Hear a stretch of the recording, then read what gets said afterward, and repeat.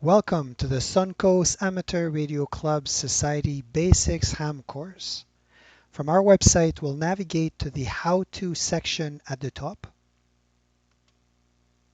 and click on the third link, the Ham Basics Study Guide. In this video, we'll give an overview of the certification process and point to good references to print before getting started in your studies. So let's start with the first link about the test. The exam consists of 100 questions divided into 8 different topics, but there's really only 2 main areas.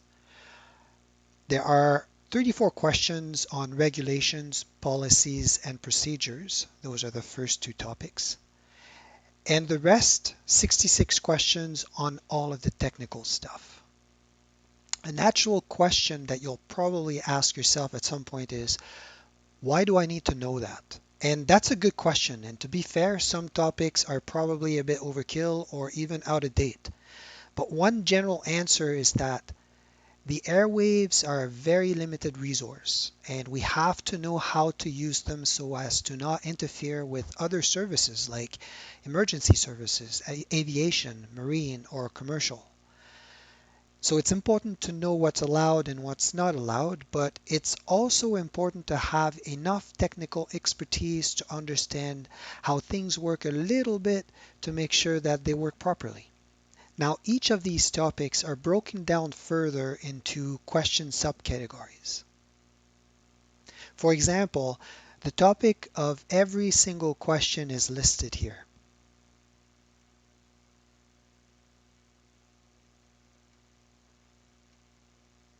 Now let's look at some useful references. We'll go back to the Ham Basics page and click on the second link, References.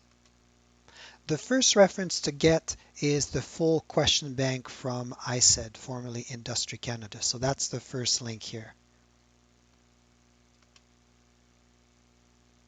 There's only a few things to point out about the question bank. First, it's 110 pages long, so if you're going to print it, it might be worth printing double-sided and squeezing 2 pages per side.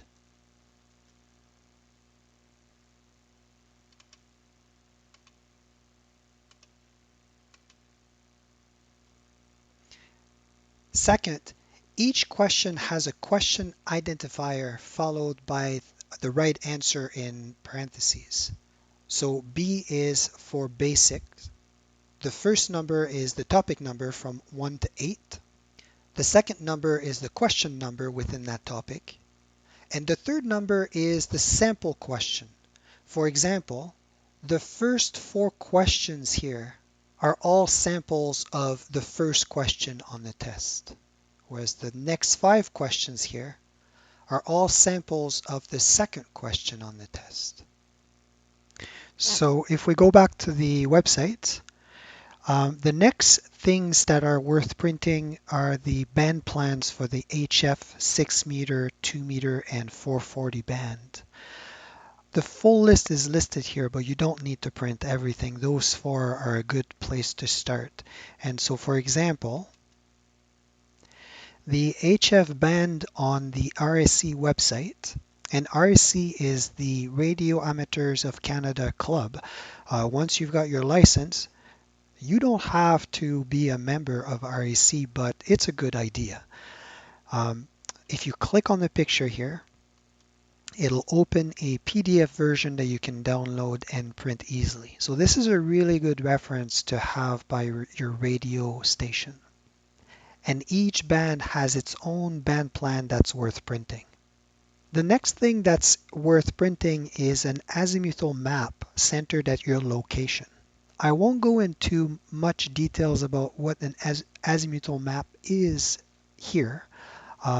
We'll see that much later, but for now, what you need to do to print your map is your location in degrees, like this, and the scale of the map.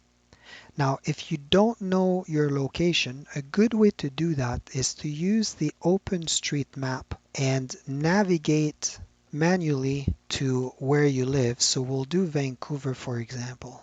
And if you zoom in as much as you can on where you live, your location is going to be in the address bar. So all you have to do is copy that into the tool and replace the / with a comma. Write a title for your map and a distance. And for the distance, I recommend multiples of 4,000 kilometers, and I'll explain why in a moment. Once you've got everything, you create your map, and there you go. Now, the radius of 4,000 kilometers that we put in earlier, what it says is that from the center, from downtown Vancouver, all the way to the outside of the circle is 4,000 kilometers. And I said that you should use, if you want to zoom out, use multiples of 4,000 because there's always 4 lines, 4 circles here. And so if you pick a multiple of 4, then these radii indicate a quarter of the distance that you pick. So for example, the radius here is 4,000, so that each line is 1,000 kilometers. So it's really easy to estimate the distance from your location using these circles. If we zoom out a little bit,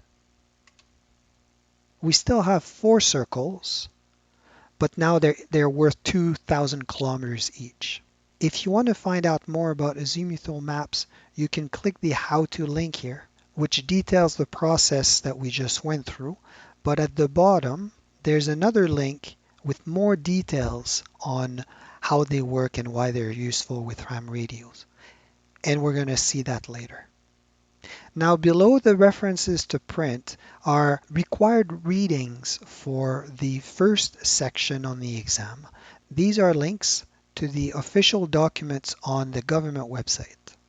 You don't have to print them, but it's worth reading at least once. And below are optional links to tools that are useful.